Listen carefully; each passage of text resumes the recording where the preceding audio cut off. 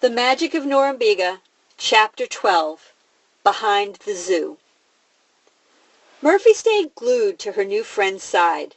Maisie carried a pile of large posters advertising the many shows in the park, and together they strolled around Norumbega while she handed them out and chatted with everyone they met. "Come see my amazing high wire act at the river tonight. You won't believe your eyes," Maisie would tell them. Or, "Don't miss the vaudeville show at 8 o'clock.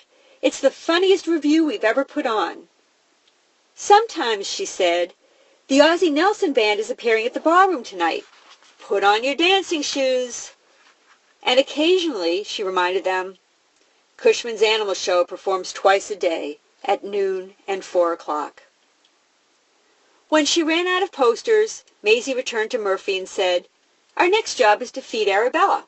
You'll like each other, I bet."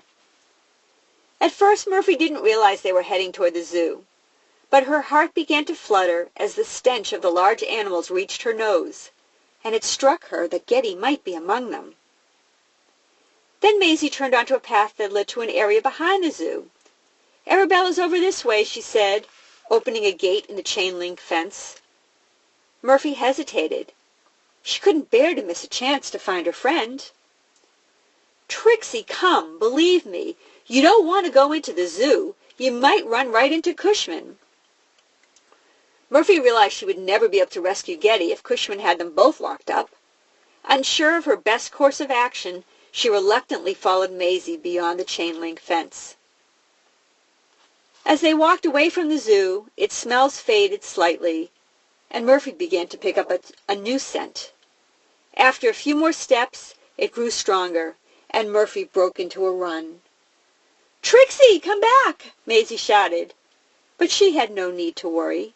She found Murphy at Getty's cage, the two dogs nose to nose through the bars, speaking to each other in high-pitched squeals, while their bodies wriggled with emotion. "Ah," Maisie said, "you two already know each other, don't you? That's why you're here, Trixie." Maisie picked up the leash, which was lying on the ground. She opened the cage door and attached the leash to Getty's collar. "I wish I could let you go free, Arabella, but I just can't. I'd get fired from my job for sure. But at least you can be close to your friend for a while." Even with the leash constraining Getty's movements, she and Murphy managed to roll and wrestle and mouth each other with affection. Neither of them could believe they were together again. But after just a few minutes, Maisie said, "I have to get ready for my trapeze act now. I'm sorry, Arabella. You need to go back into your cage. It's time for Trixie and me to leave." Not knowing what else to do, Getty obediently returned to her cage, but Murphy would have none of it. She stubbornly sat down and refused to come when Maisie called. "Please, Trixie, come with me. I hate to think about what would happen if Cushman finds you here." In response to that, Murphy took a leap and hurled herself on top of Getty's cage. She lied down on it, draping her body over as much of the cage as she could. Maisie sighed. "I understand," she said. "You're not going to leave your friend." Then she focused her attention on Getty. "Cushman will be here even earlier in the morning than usual, Arabella. He has some new things he wants to teach you. If you care about Trixie, make sure she's gone before the sun rises. I'll leave the gate in the chain-link fence open so she can get out." Maisie reached over and caressed the fur on Murphy's head. "Good luck, girls, and be careful," she said as she left. Murphy jumped down. She looked at Getty. "Arabella?" she asked.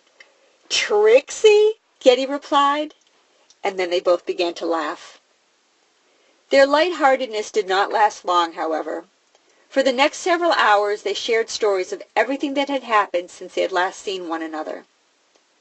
Later in the evening, when the music from the ballroom began to play, Getty stood up and danced. It was the first time Murphy had ever heard the music, and she began to dance too. They twirled, and Murphy leaped and pirouetted outside of the cage. She finally understood the rapture Getty had always found in music.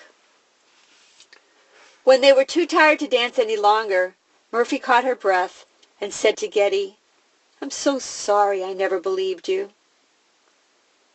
They both cried as Getty told Murphy about Cushman's plans.